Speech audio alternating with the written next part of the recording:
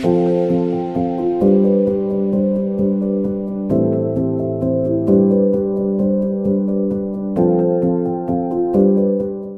kita bersama-sama memberikan penghormatan kepada Guru Agung kita, Sang Buddha, dengan mengucapkan Namo Tassa 3 kali.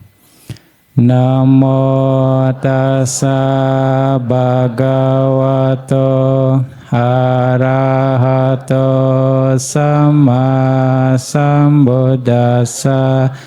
Namo Tassa Bhagavato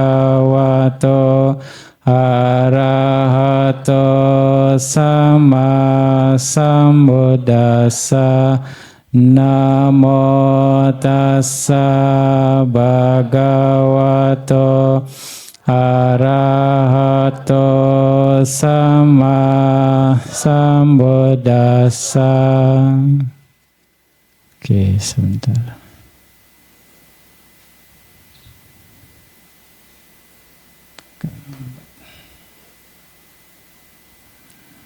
Ya, kita bisa baca sama-sama ya. Terpujilah Sang Bhagawa yang pantas dihormati, yang tercerahkan sempurna. Buddha adalah seorang arahat dan dia pantas untuk diberikan penghormatan tertinggi.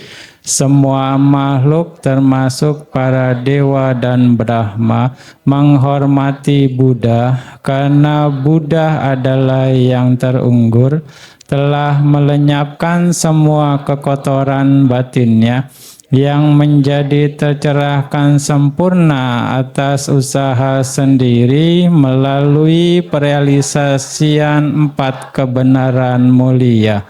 Memiliki diberkahi 6 kualitas kemenangan tertinggi, yaitu Isariya, supremasi keunggulan, Dhamma, 9 pengetahuan adi duniawi, Yasa, terkenal dan banyak pengikut, Siri, keagungan dari penampilan yang mulia, Kama, kekuatan pencapaian atau kesempurnaan, Payata, usaha yang aktif. Sadu, sadu, sadu. Ya, sekali lagi ini adalah arti dari Namo Tassa Bhagavato Arahato Sama Sambuddhassa. Arti penjabarannya ya. Bhagawa bagaimana, arahat itu bagaimana, dan sama sambuddho itu bagaimana artinya. Jadi ketika Anda baca itu, ini termasuk sebenarnya. Jadi bukan hanya yang awal saja, terpujilah Sang Bhagawa yang pantas dihormati, yang tercerahkan sempurna. Kenapa kita harus memuji Bhagawa? Karena Bhagawa punya kualitas. Kenapa yang pantas dihormati arahato?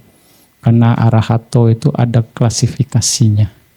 Bagaimana sama sambuddho itu sendiri. Sama sambuddho ada penjelasannya. Itu yang tadi kita jelaskan satu persatu. Ya, kita harus mengerti ini. Jadi enggak cuma sekedar ya ucapan saja tanpa mengerti maknanya. Ya, ini harus Anda ingat terus arti dari Namo Tassa Bhagavato Arahato Sama Sambuddhassa. Ya. Oke, sebelum masuk ke materi, Bante akan coba untuk lebih menjelaskan tentang meta yang tadi Bante singgung dalam sebelum dana makan siang. Ya. Jadi ada penjelasan tentang meta itu sendiri. Meta, jelas ya? Bisa ya? Oke. Nah ini meta, penjelasan meta. Cirinya hita karapawati lakana. Secara bahasa Palinya. Di sini mengharapkan kesejahteraan makhluk lain. Di sini meta. Ya. Jadi kalau yang tadi Bante bilang, kalau kita hanya melakukan sesuatu berdasarkan apa yang kita suka, itu mungkin metanya dengan syarat. Kalau saya happy, saya ngerjain. Ternyata meta itu mengharapkan kesejahteraan makhluk lain. Meta yang universal ya, secara ininya ya. Nah, fungsinya hidup samhara rasa, untuk memilih kesejahteraan mereka. Memilih kesejahteraan mereka, artinya pihak yang ditolong atau dibantu atau apapun. Jadi bukan untuk keuntungan kita. Oh, saya bantu, saya dapat karma baik nih. Bukan itu. Itu masih ada syarat metanya. Tapi ya bagaimana saya melakukan dengan tulus. Ada nggak ada balasan, saya akan lakukan. Kan ini baik untuk dilakukan. Yang penting semuanya happy, bisa dikatakan. Nah, hidup samhara rasa. Manifestasinya agata winaya pacupatana, melenyapkan gangguan atau sifat jahat. Jadi dengan meta nggak ada sifat jahat atau kilesa lah mau dibilang di sini. Ya, nggak ada kilesa yang akan mempengaruhi aktivitas kita. Ya, sudah saya lakukan. Ini baik. Ya, semua dapat manfaat. Kira-kira seperti itu. Itu dasarnya meta. Lalu sebab terdekat. Satanang manapa bawa dasana pada tanah. Makhluk lain sebagai yang patut disayangi. Makhluk lain yang patut disayangi. Ya. Nah, ini ciri-ciri dasar dari meta yang harus kita kembangkan. Makanya Buddha adalah dibilang bukan cuma hanya sekedar meta Buddha, maha karuna, belas kasihannya, karena metanya sangat tinggi. Ya, Buddha mengajarkan dhamma bukan untuk keuntungan dia. Ya, Buddha mengajarkan dhamma untuk kesejahteraan kita. Buddha nggak perlu disejahterakan lagi. Dia sudah mencapai final goal-nya. Mencapai arahat. Sudah nggak ada urusan lagi. Ya enggak? Tapi Buddha menolong kita dengan mengajarkan dhamma. Dia tidak ada harapan. Nanti misalnya, kalau saya tolong, Anda harus jadi pengikut saya. Tidak. Buddha hanya membuka dhamma. Anda suka, Anda jalankan. Anda enggak juga perlu disklaim bahwa Anda muridnya Buddha. Tidak, Buddha enggak mengharapkan. Kalau Anda menjalankan sesuatu, Anda dapat manfaat, silakan Anda yang Anda yang rasakan. Artinya secara simpelnya, Anda yang makan, Anda yang kenyang.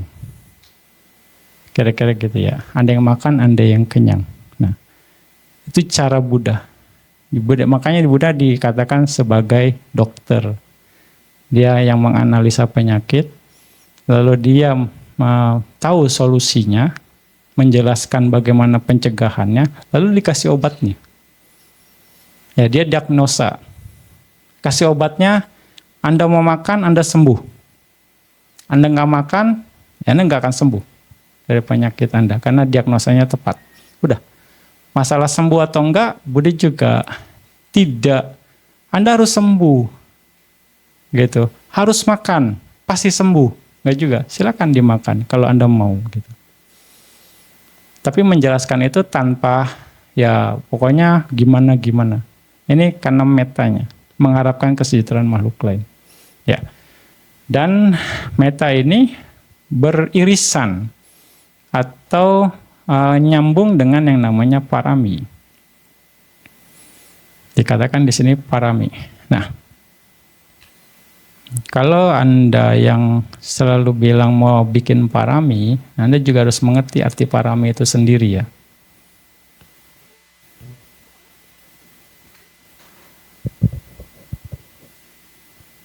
Ya, arti dari parami ini melayani kebutuhan yang lain, karakteristiknya. Sekali lagi, eksternal. Bukan untuk kebutuhan kita. Ya, Fungsinya memberikan bantuan kepada yang lain sebagai kica rasa. Tidak bimbang untuk pemenuhannya, sampati rasa. Jadi apapun yang dibutuhkan diberi. Itu parami. Makanya ada parami biasa, ada upa parami, ada paramata parami. Ada 3 jenis parami. Ya. Jadi tidak bimbang. Misalnya, kalau memang Anda benar-benar memenuhi parami, misalnya ya misalnya dia butuh sesuatu, langsung berikan. Ya, kira-kira contohnya gitu.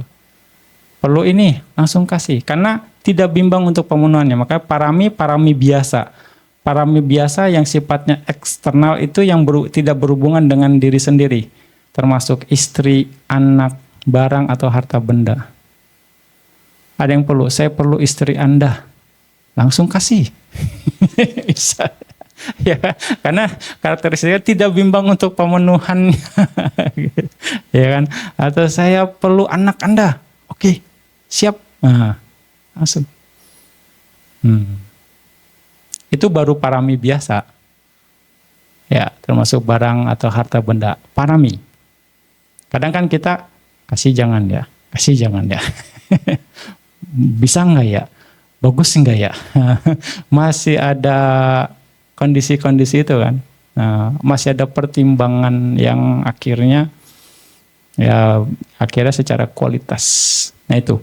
Jadi ngerti dulu bagaimana parami, karakteristik dari parami. Ini Bante sih cuma hanya memperjelas saja ya dari teks dari Pali itu sendiri supaya lebih bisa paham, supaya Anda ngerti. Oh iya, tahapannya seperti ini. Lalu yang upaparami anggota tubuh. Saya perlu mata Anda, oke kasih. Saya perlu ginjal Anda, kasih, nggak perlu dibayar gitu. Ya kan, itu upaparami. Ya seperti yang Bodhisatta lakukan. Ya Anda sudah tahu lah cerita-cerita Bodhisatta ya. Bagaimana di Jataka itu, ya sampai dia bisa mengorbankan tubuhnya sendiri. Ketika Bodhisatta jadi kelinci, ada ya Dewa Saka yang menyamar jadi orang tua. Lalu orang tua itu lapar, dia mau makan gitu ya. Bodhisatta tanpa pikir panjang, dia langsung oke, siapkan api saja. Oke, nanti kalau misalnya ada daging di dalamnya, ya Anda makan ya. Sudah, dia naik, dia lompat. Tanpa berpikir panjang. Nggak taunya Dewa Saka hanya ngetes ketulusan dia berbuat baik. Nah itu tugasnya Dewa Saka tuh, ngetes ketulusan berbuat baik. Nah, mungkin Anda pernah dites tapi Anda nggak sadar mungkin. Siapa tahu loh. Ya kan? Nah itu Dewa Saka kerjaannya berapa kali Bodhisatta jadi petapa, Dewa Saka selalu ngecek, pengen tahu sampai seberapa kuat sih gitu kan. Iya, tekadnya atau bagaimana itu Dewa Saka kerjaannya. Ya, seperti itu. Sampai kehidupan sendiri dia tidak peduli. Ya, dan manifestasinya memiliki sifat alami menginginkan kesejahteraan makhluk lain yang berakibat menjadi seorang Buddha. Ya karena parami itu sendiri memang ditujukan hanya untuk seorang Buddha, penyempurnaan parami. Ya. Dan balik lagi menginginkan kesejahteraan makhluk lain. Eksternal. Ya itu udah tingkat tinggi. Kalau mau dibilang udah kelas dewa, udah nggak mikirin diri sendiri lah. Mau dibilang ya. Tapi kalau yang masih ngarepin karma baik, ya Anda bikin kusala itu.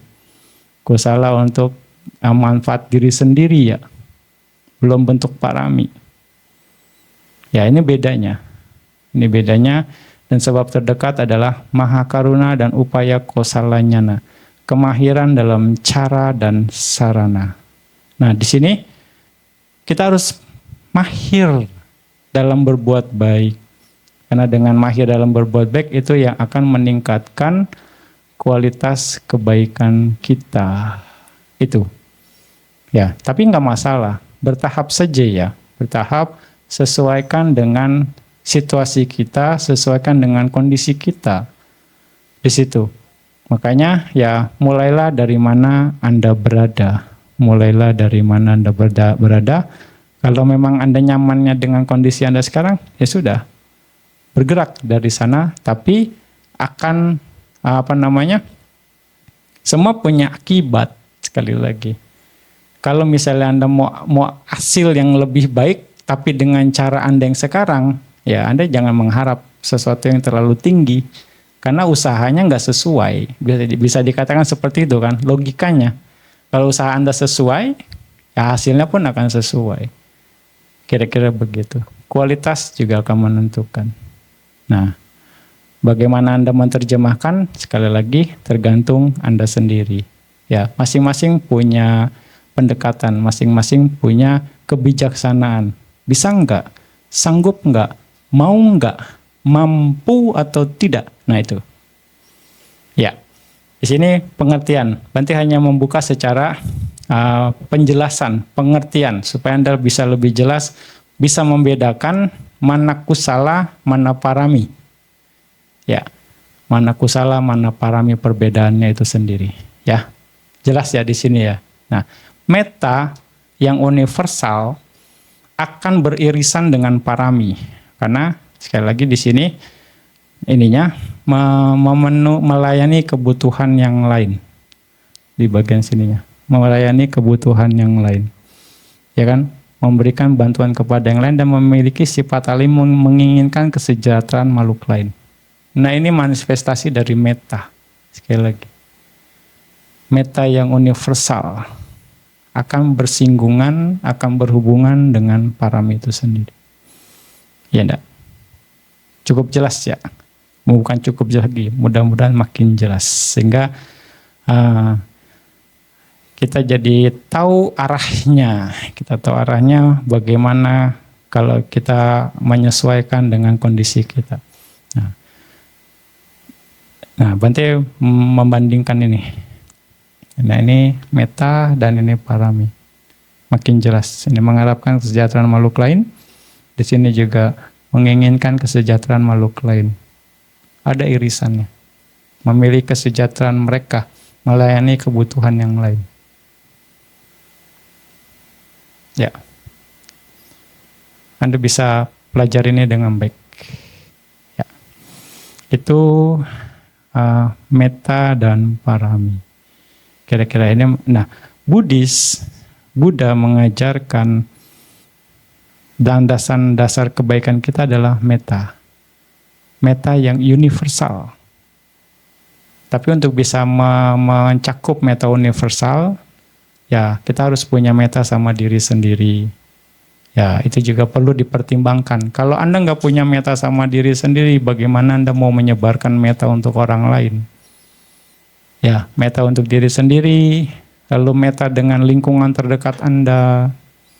Ya kan? Ini harus dikembangin. Sehingga akhirnya makin berkembang, makin kuat, akhirnya Anda mampu untuk memang sesuai dengan yang Buddha ajarkan, metta secara universal. Ya. Itu jadi bertahap terus saja sambil berjalan kita meningkatkan kualitas batin kita sesuai dengan apa yang memang Dhamma arahkan. Oke, cukup untuk yang metta itu sendiri ya kira-kira.